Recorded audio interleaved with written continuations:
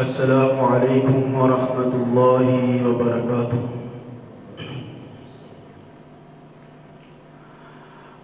الحمد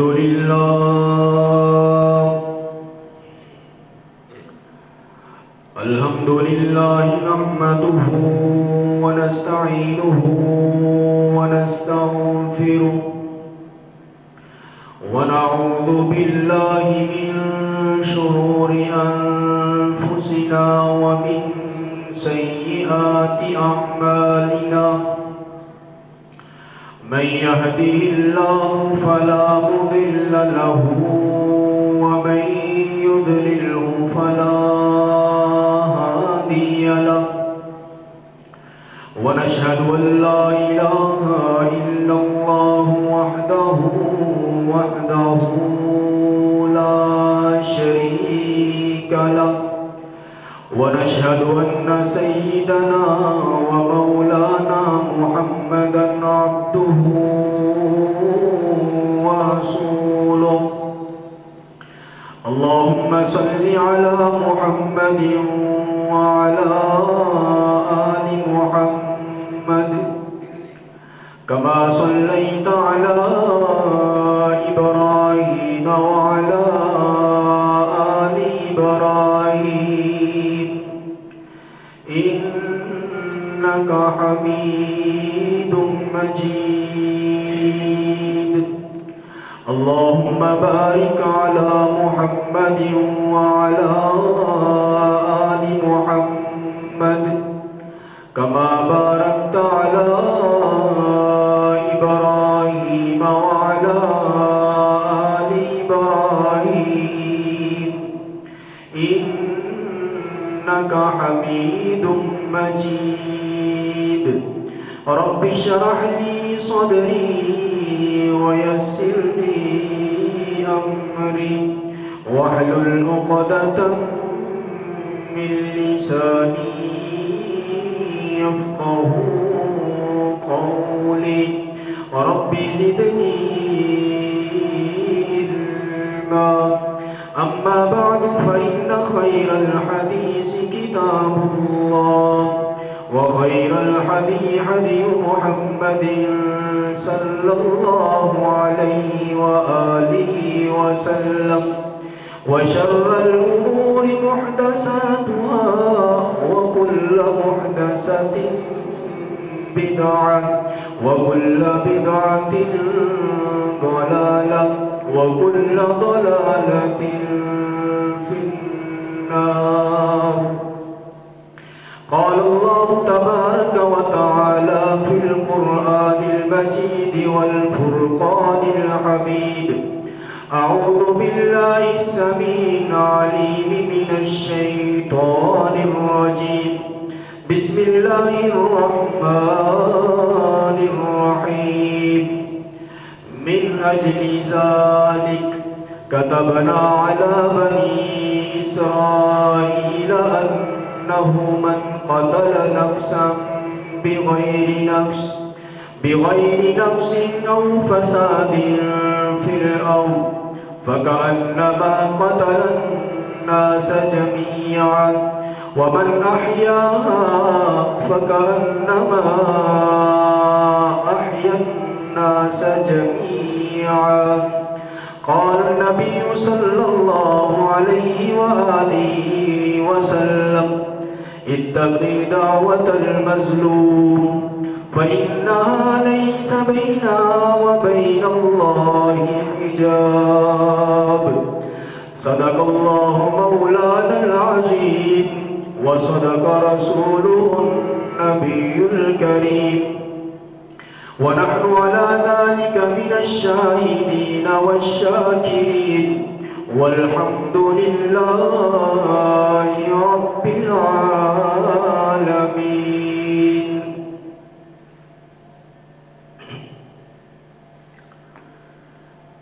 ہر قسم کی حمد و ثنا اللہ وحدہ لا شریک کی ذات مبارک پر، درود و سلام امام الانبیاء امام الرسول، خاتم الانبیاء، خاتم الرسول، میرے اور آپ کے رہبر و رہنما جناب محمد الرسول اللہ صلی اللہ علیہ وآلہ وسلم کی ذات مقدس پر اللہ تبارک و تعالیٰ کا بےحد احسان اور شکر ہے کہ اللہ تبارک و تعالیٰ نے ہمارے مقدر اور ہمارے نصیب کے اندر جمعۃ المبارک کی بابرکت گھڑی کو نصیب فرمایا، اور ایسی مجلس جس کے بارے میں پیغمبر آخر الزمان جناب محمد الرسول اللہ صلی اللہ علیہ وآلہ وسلم کا ارشاد گرامی ہے، فرمایا کہ جو نیک مجالس کے اندر شمولیت اختیار کرتے ہیں، بیٹھتے ہیں، وہ مجلسیں جب تک ختم نہیں ہوتی اتنی دیر تک اللہ تبارک و تعالیٰ کی رحمت کے فرشتے اپنے پروں کا سایہ اس مجلس کے اوپر کرے رکھتے ہیں، اور ساتھ جب تک وہ مجلس قائم رہتی ہے، جب تک باقی رہتی ہے، اللہ تبارک و تعالیٰ کے رحمت کے فرشتے ان کے لیے دعائے مغفرت بھی فرماتے ہیں۔ دعا ہے کہ اللہ تبارک و تعالیٰ ہمیں بھی ان کی دعاؤں کے اندر شمولیت اختیار فرمائے۔ اللہ سے یہ بھی دعا ہے کہ اللہ حق اور سچ بیان کرنے کی توفیق عطا فرمائے، سننے اور سنانے کے بعد اس پر عمل کرنے کی توفیق عطا فرمائے۔ اللہ تبارک و تعالیٰ کے قرآن مجید فرقان حمید کے اندر سے سورۃ المائدہ 6 پارہ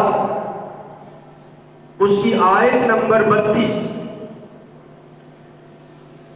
اللہ تبارک و تعالیٰ نے یہود کو مخاطب کرتے ہوئے اعلان فرمایا، چونکہ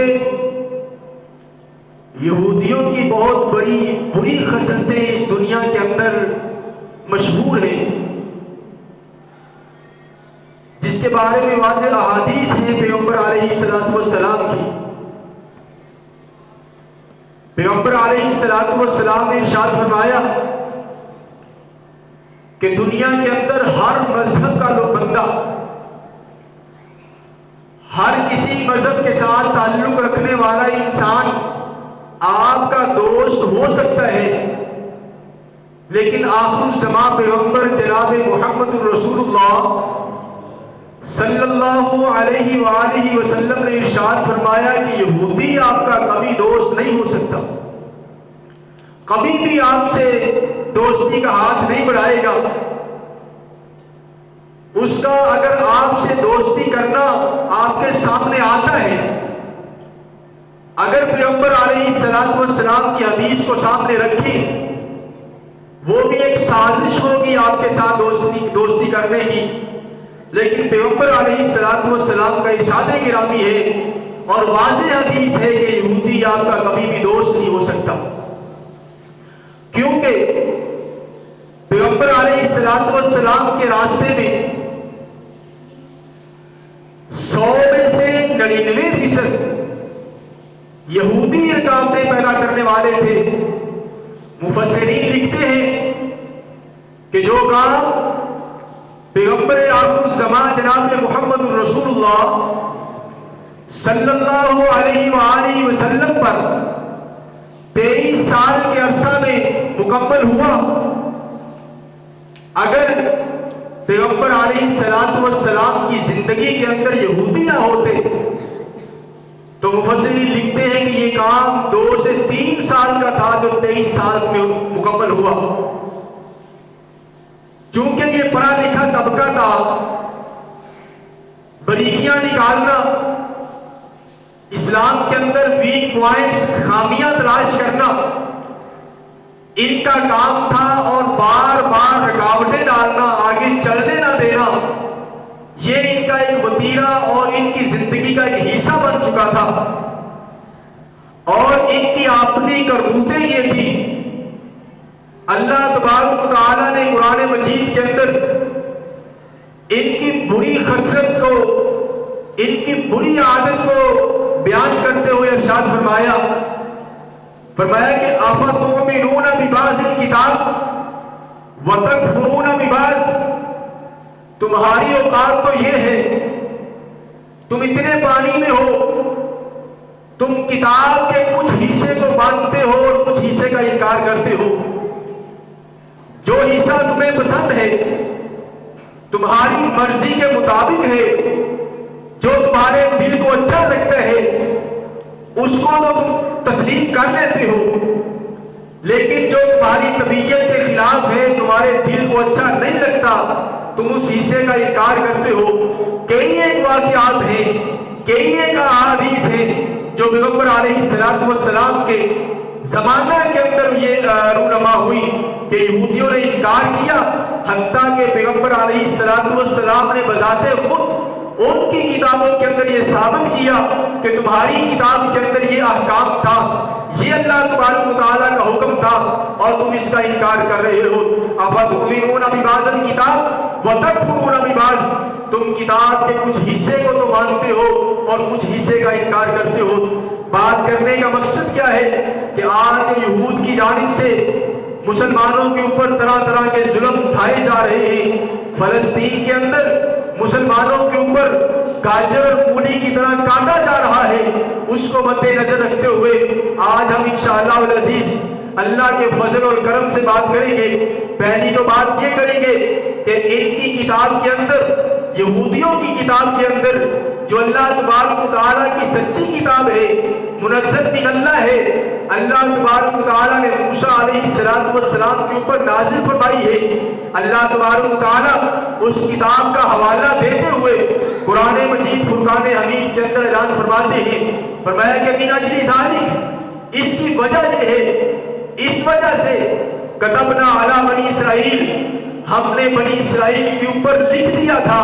یہودیوں کے اوپر لکھ دیا تھا۔ فرمایا کہ اللہ کیا لکھا تھا؟ فرمایا کہ انہ من قتل نفسا بغیر نفس او فساد فی الارض، جس انسان نے دنیا کے اندر ایک انسان کو قتل کر دیا، اس نے گویا ایک انسان کو قتل نہیں کیا، فقتل الناس جميعا،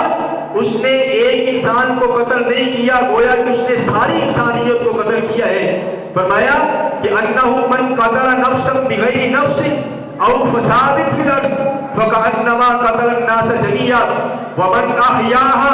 فکأنما احیا الناس جميعا، اور جس انسان نے، فرمایا کہ ہم نے ان کی کتاب کے اندر یہ بھی درج فرمایا تھا، یہ بھی لکھا تھا کہ جس نے ایک انسان کی جان بچائی، گویا کہ اس نے ایک انسان کی جان نہیں بچائی، اس نے تمام کائنات کی جتنے بھی انسان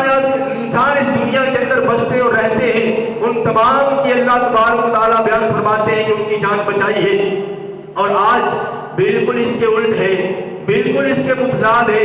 اس کے برعکس کام کیا جا رہا ہے۔ اللہ تبارک و تعالیٰ نے تو ان کی کتاب کا حوالہ دیتے ہوئے فرمایا ہے کہ جس یہودی نے بنی اسرائیل کے اندر ہم نے یہ احکامات نازل کیے تھے، جاری کیے تھے، مقرر کیے تھے کہ جس نے ایک انسان کو قتل کیا بغیر کسی انسان کے،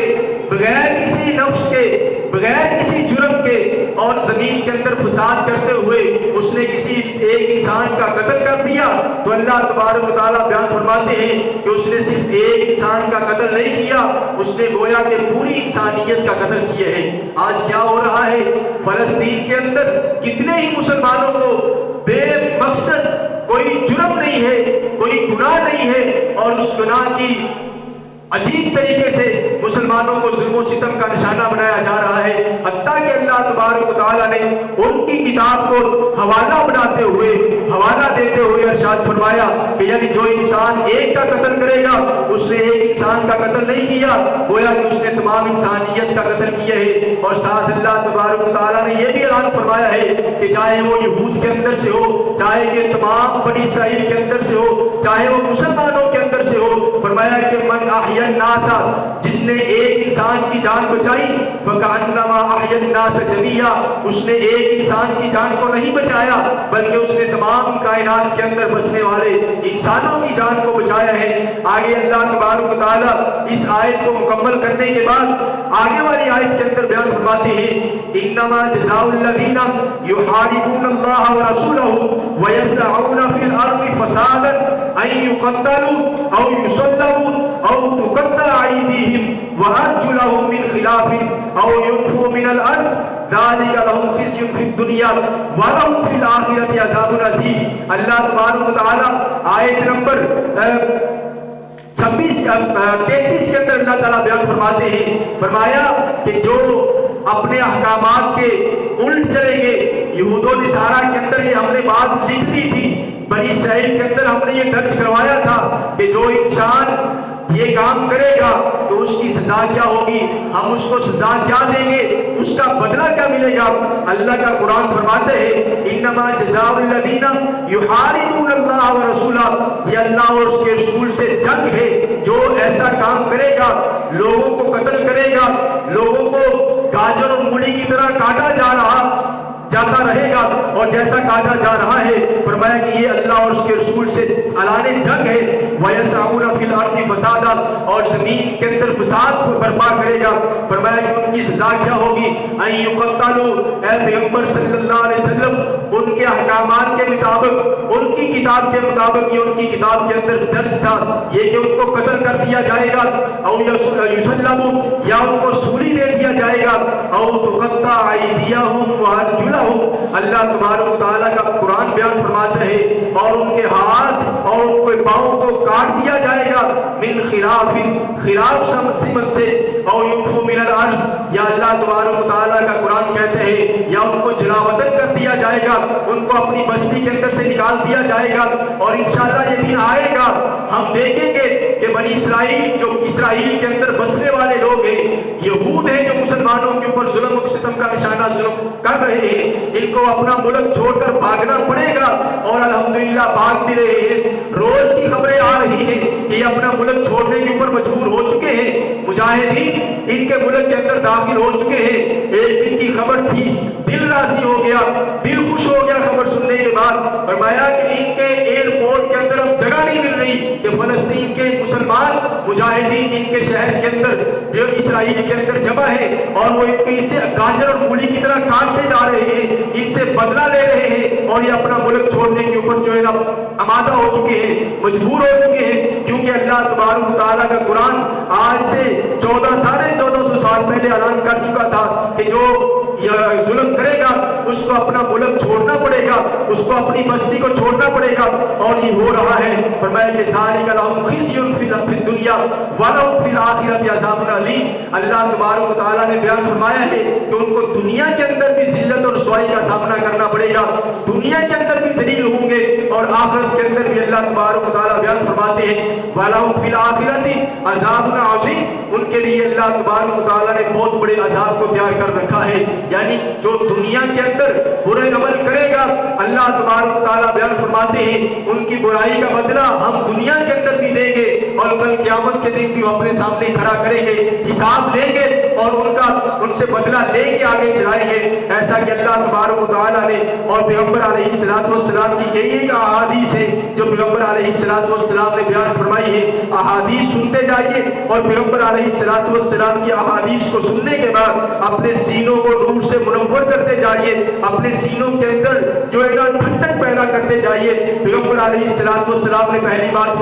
فرمایا کہ رسول اللہ صلی اللہ علیہ وسلم نے المسلم و اخو المسلم، مسلمان مسلمان کا بھائی ہے۔ سب سے پہلی بات اس حدیث کا پہلا حصہ یہ ہے کہ مسلمان کا بھائی ہے۔ دوسرے حصے کے اندر اللہ تبارک و تعالیٰ کے پیغمبر جناب محمد رسول اللہ صلی اللہ علیہ وسلم بیان فرماتے ہیں کہ مسلمان کا بھائی ہے، لا یظلمہ ولا یسلمہ،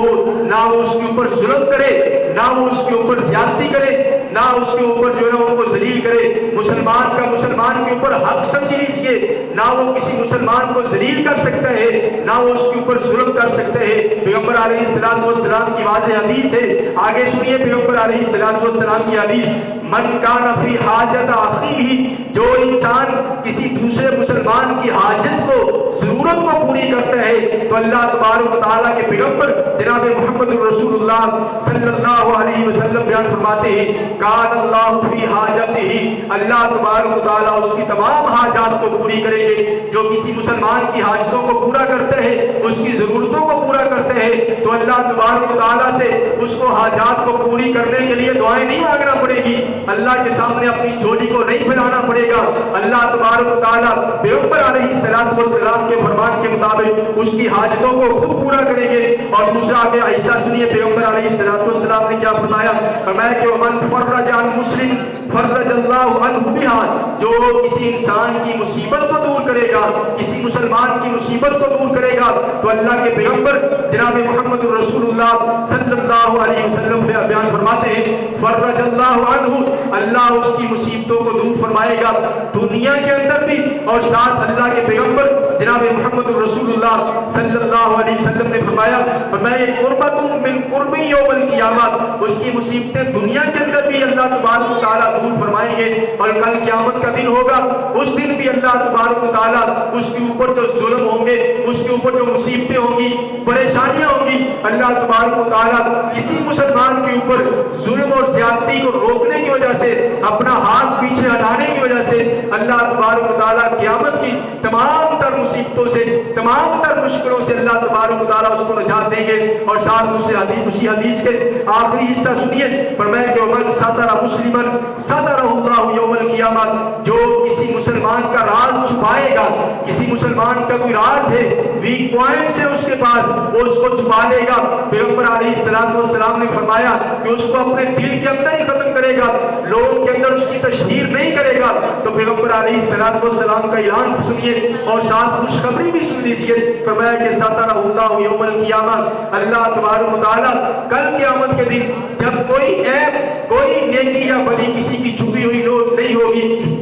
پیغمبر علیہ السلام نے فرمایا کہ اس دن تمام جیسے بھی اس کے راز ہوں گے، برے ہوں گے، اس نے برائیاں کی ہوں گی، جو بھی اس نے جرم کیا ہوگا، اللہ تبارک و تعالیٰ اس کو چھپائیں گے۔ ایک حدیث بیان کروں گا اس کے نسبت سے، پیغمبر علیہ السلام نے فرمایا کل قیامت کا دن ہوگا، اللہ تبارک و تعالیٰ ایک بندے کو اپنے سامنے لائیں گے، حتیٰ کہ پیغمبر علیہ السلام کا انداز بیان دیکھیے، اسلوب دیکھیے، پیغمبر علیہ السلام نے فرمایا کہ اللہ تبارک و تعالیٰ بندے کو اپنی بغل کے اندر لے کے، اپنی بغل کے اندر لے کے اس کو فرمائیں گے، کیا دنیا کے اندر تو نے یہ ظلم کیا تھا، یہ گناہ کیا تھا، یہ زیادتی کی تھی؟ فرمایا کہ یا اللہ اب کیا چیز چھپے گی، دنیا کے اندر تو انکار کر سکتا تھا اور انکار کیے بھی، اللہ آج کسی چیز کا انکار نہیں ہے، اللہ کیا تھا، فلاں بھی گناہ ہو گیا تھا، اللہ فلاں بھی غلطی ہو گئی تھی، تو اللہ تبارک و تعالیٰ کیا بیان فرمائیں گے؟ پیغمبر علیہ السلام کی حدیث سنیے، اللہ تبارک و تعالیٰ فرمائیں گے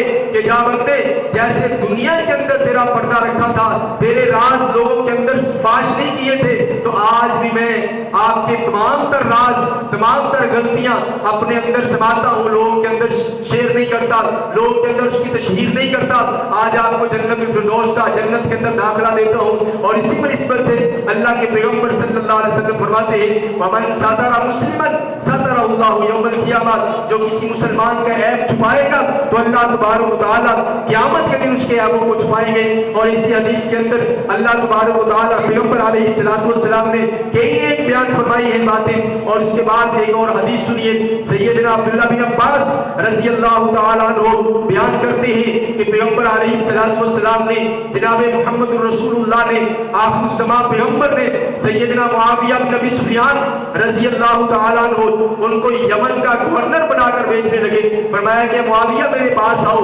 मेरे पास बैठो। और सैयदना पैगंबर अलैहिस्सलाम ने सैयदना अमीर मुआविया रज़ी अल्लाह तआला अन्हु को बुलाया और साथ ही वसीयत की। वसीयत क्या की? फरमाया कि इत्तकी दावतुल मज़लूम, ऐ मुआविया मजलूम की बद्दुआ लेने से बच जाना, मजलूम की बद्दुआ लेने से बच जाना। साथ पैगंबर अलैहिस्सलाम ने क्या इरशाद फरमाया? फइन्नहा लैसा बैनहा व बैनल्लाहि हिजाब, यानी ये मेरी बात याद रखना। पैगंबर अलैहिस्सलाम सैयदना अमीर मुआविया रज़ी अल्लाह तआला अन्हु उनको वसीयत फरमा रहे हैं कि मेरी बात कान खोल के सुन लेना, यानी अल्लाह और मजलूम के दरमियान में कोई पर्दा हायल नहीं होता। यानी मजलूम की बद्दुआ डायरेक्ट अल्लाह के अर्श को जाके छूती है, अल्लाह के अर्श को लगती है। इत्तकी दावतुल मजलूम, मजलूम की बद्दुआ से बचना। क्यों? फइन्नहा लैसा बैनहा व बैनल्लाहि हिजाब, यानी उसकी बद्दुआ और अल्लाह के अर्श के दरमियान में, अल्लाह के दरमियान में कोई पर्दा नहीं होता। इसी तरह पैगंबर अलैहिस्सलाम की एक हदीस है, सैयदना अबू मूसा अशरी रज़ी अल्लाह तआला अन्हु बयान फरमाते हैं, सूरह आराफ का हवाला देते हुए पैगंबर अलैहिस्सलाम ने बयान फरमाया कि अल्लाह तबारक व तआला बयान करते हैं, पैगंबर अलैहिस्सलाम हदीस कुदसी को बयान फरमाते हैं। फरमाया कि सैयदना अबू मूसा अशरी बयान फरमाते हैं कि पैगंबर अलैहिस्सलाम ने हदीस कुदसी बयान फरमाई। फरमाया कि इन्नल्लाह युमली लिज़्ज़ालिम, इन्नल्लाह युमली लिज़्ज़ालिम, अल्लाह जो जालिम इंसान है उसकी बाग को खुला छोड़ देता है, उसकी मुहार को खुला छोड़ देता है, उसको मोहलत दे देता है, उसको ढील दे देता है। फैज़ा अख़ज़हु लम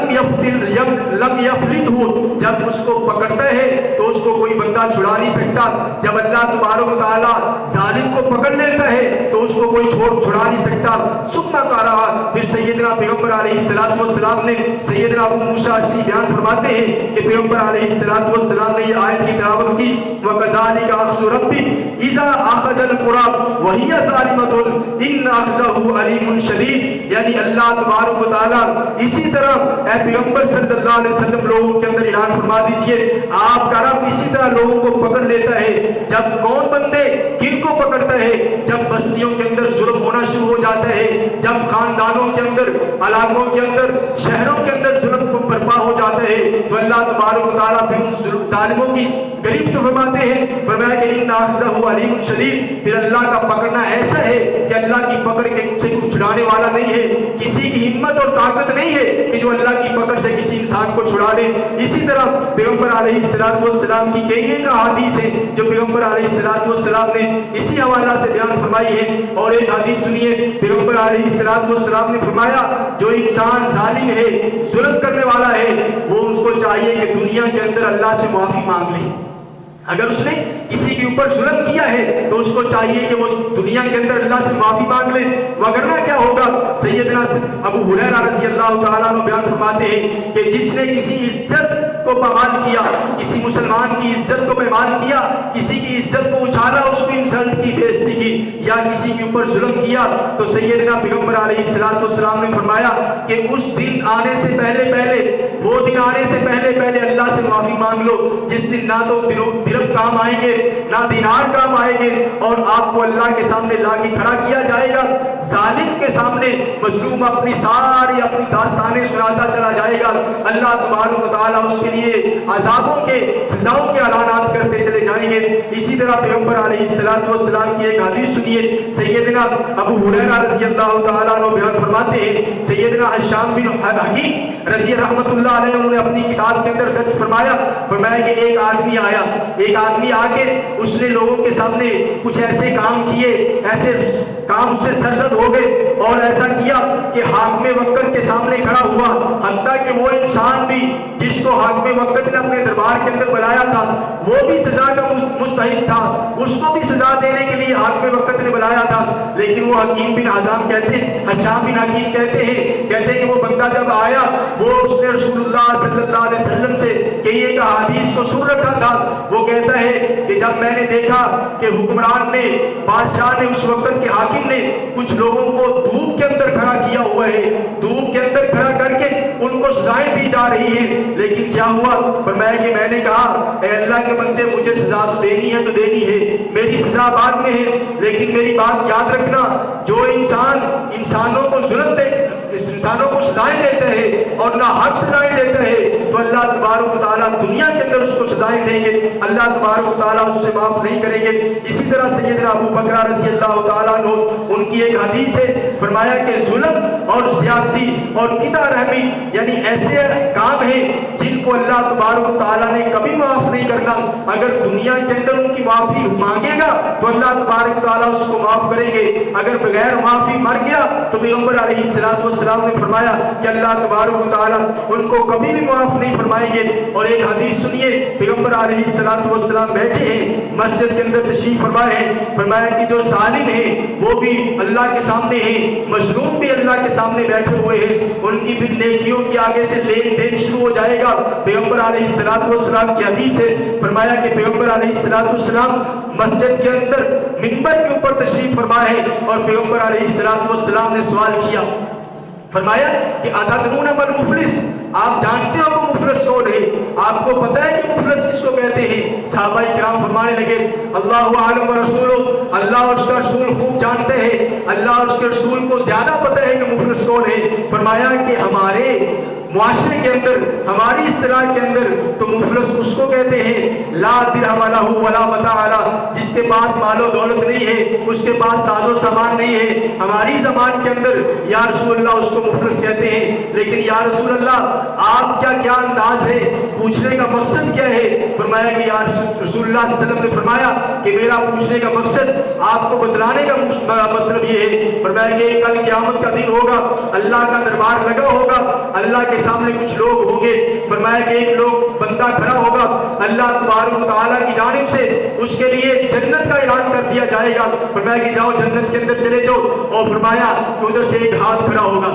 ایک بندہ کھڑا ہوگا، فرمایا کہ یا اللہ ہم اس کو جنت کے اندر نہیں جانے دیں گے، فرمایا کہ کیوں؟ فرمایا کہ اس کو جنت کے اندر نہیں جانے دیں گے، اللہ اس نے میرے اوپر فلاں جگہ اوپر ظلم کیا تھا، فرمایا کہ ابھی اس کا معاملہ بھی طے نہیں ہوگا، بندہ ایک اور کھڑا ہو جائے گا، کہے گا یا اللہ اس نے میرے اوپر بھی ظلم کیا، مجھے گالی دی، میرے اوپر زیادتی کی، میری عزت کو اچھالا، میرے ساتھ فلاں کیا، تو پیغمبر علیہ السلام کی لمبی حدیث ہے، فرمایا کہ وہ بندہ جس کے لیے جنت کا فیصلہ ہو جائے گا، جنت کے لیے جانے کے لیے اللہ تبارک و تعالیٰ نے راستے ہموار کر دیے، لیکن پھر بھی اس کو روک لیا جائے گا، کیوں؟ کہ وہ ظالم تھا، ظلم کرنے والا تھا، تو پیغمبر علیہ السلام سے سوال ہوا کہ یا اللہ کیا ہوگا، اس کے معاملہ کیا بنے گا؟ تو پیغمبر علیہ السلام نے فرمایا کہ اس کی تمام تر نیکیاں لوگوں کے اندر بڑھنا شروع ہو جائیں گی، جن کے اوپر ظلم کیا اس کو نیکی اس کی دے دی، کسی کے اوپر زیادتی کی اس کی نیکیاں دے دی، تو پیغمبر علیہ السلام نے فرمایا کہ حتیٰ کہ یہ وقت آئے گا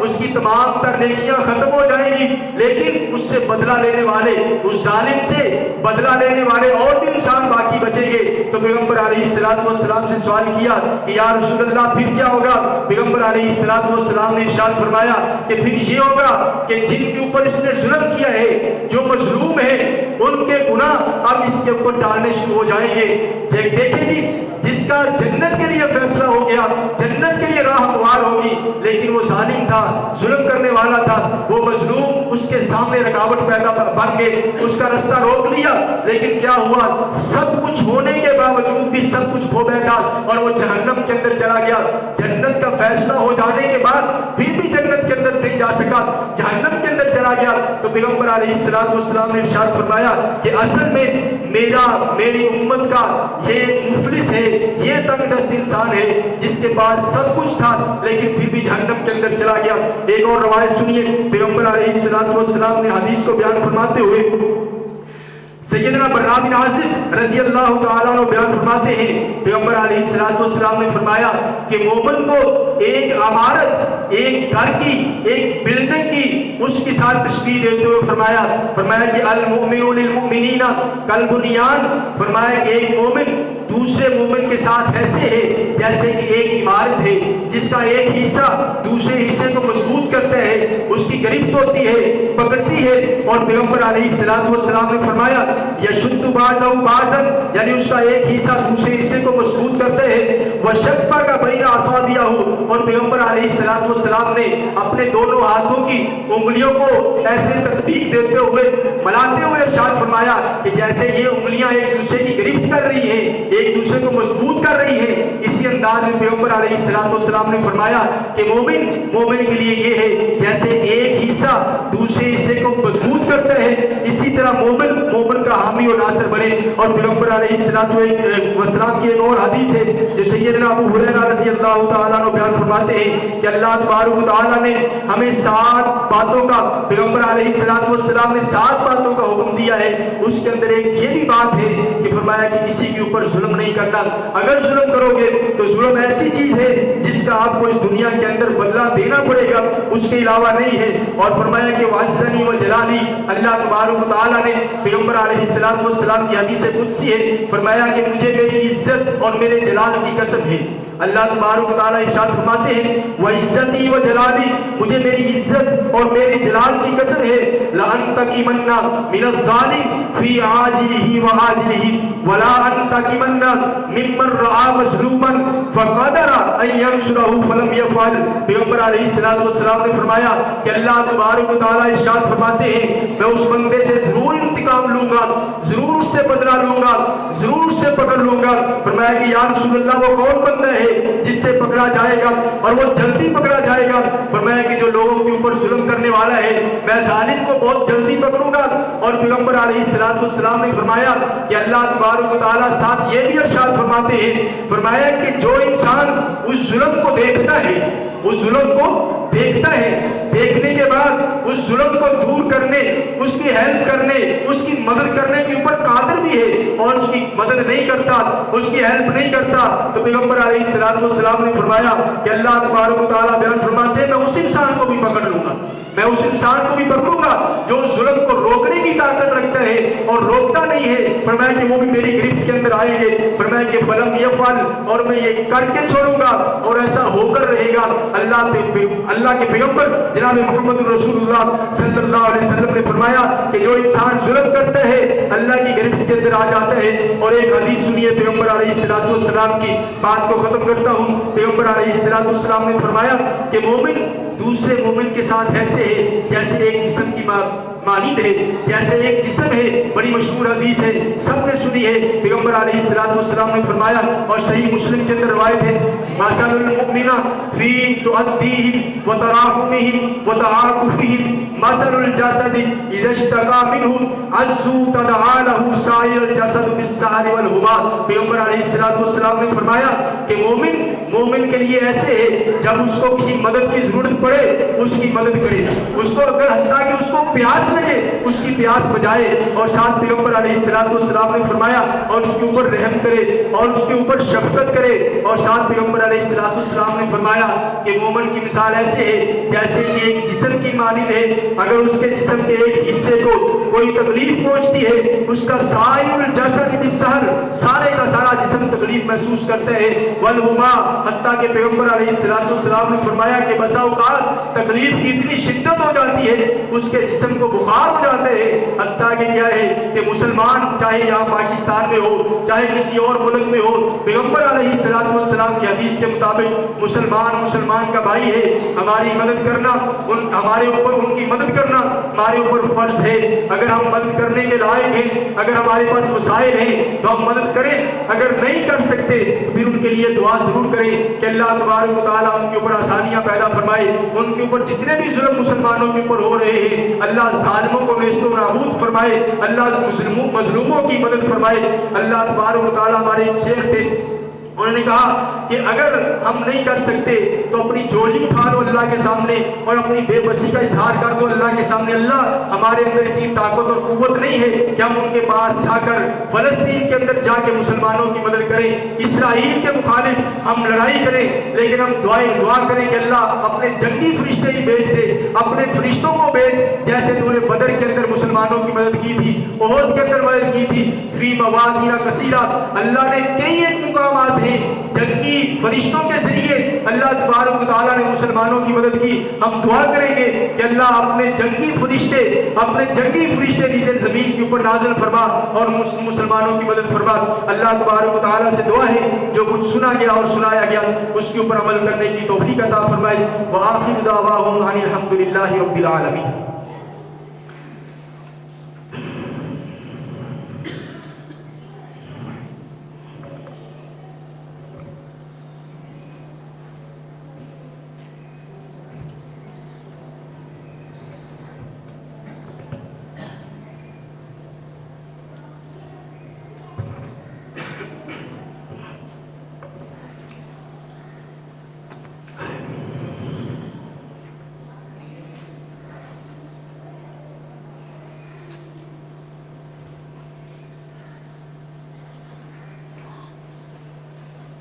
ایک بہت اہم بات وہ یہ کہ ہم انجانے کے اندر کیا کرتے ہیں کہ اسرائیل کو گالی دیتے ہیں۔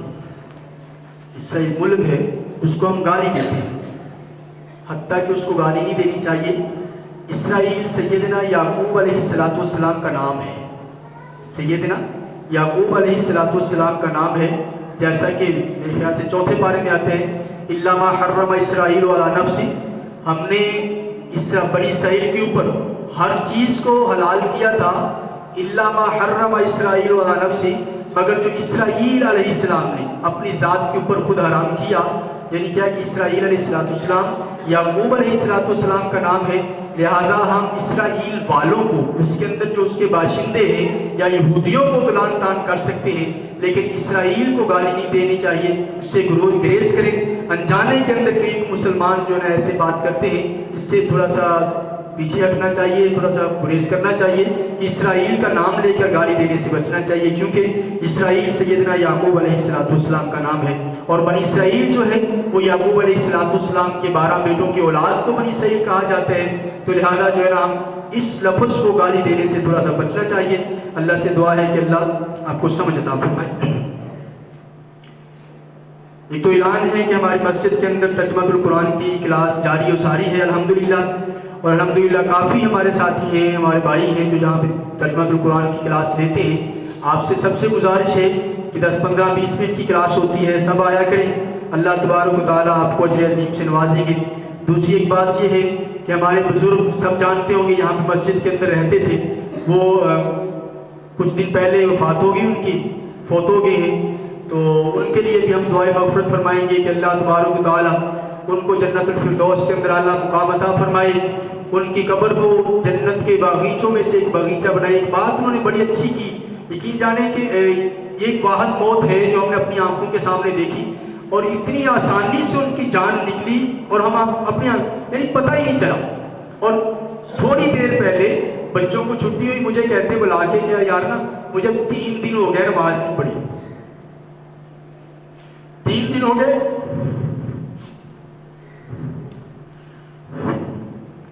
نماز نہیں پڑھی،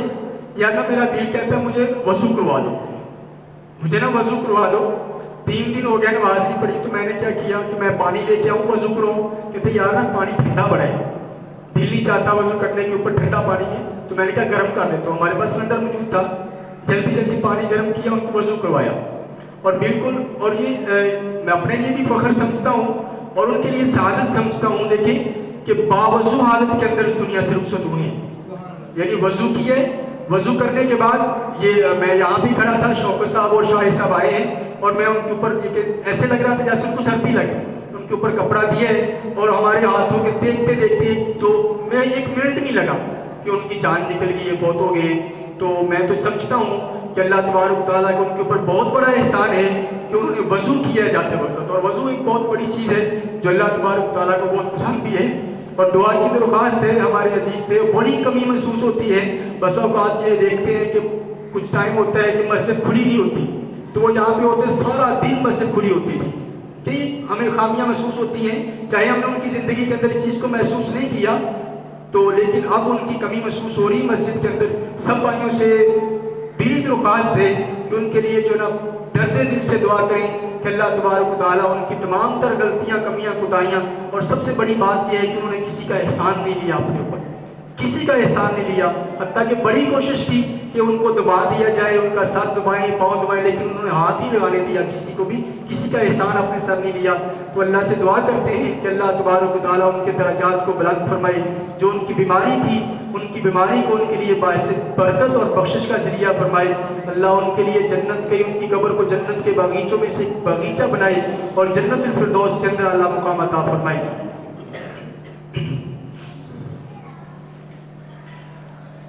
الحمد للہ نحمده ونستعینه ونستغفره ونعوذ باللہ من شرور انفسنا ومن سیئات اعمالنا، من يهده الله فلا مضل له ومن يضلله فلا هادي له، ونشهد ان لا اله الا الله وحده لا شريك له، ونشهد ان سيدنا ومولانا محمدا عبده ورسوله، اللهم صل على محمد وعلى آل محمد كما صليت على إبراهيم وعلى آل إبراهيم إنك حميد مجيد، اللهم بارك على محمد وعلى آل محمد كما باركت على إبراهيم وعلى آل إبراهيم إنك حميد مجيد، رب اشرح لي صدري ويسر لي أمري واحلل عقدة من لساني يفقهوا قولي، رب زدني علما، أما بعد فإن خير الحديث كتاب الله وخير الهدي هدي محمد صلى الله عليه وآله وسلم، وشر الأمور محدثاتها وكل محدثة بدعة وكل بدعة ضلالة وكل ضلالة في النار۔ قال الله تبارك وتعالى في القرآن المجيد والفرقان الحميد، أعوذ بالله السميع العليم من الشيطان الرجيم، بسم الله الرحمن الرحيم، من أجل ذلك كتبنا على بني إسرائيل أنه من قتل نفسا بغير نفس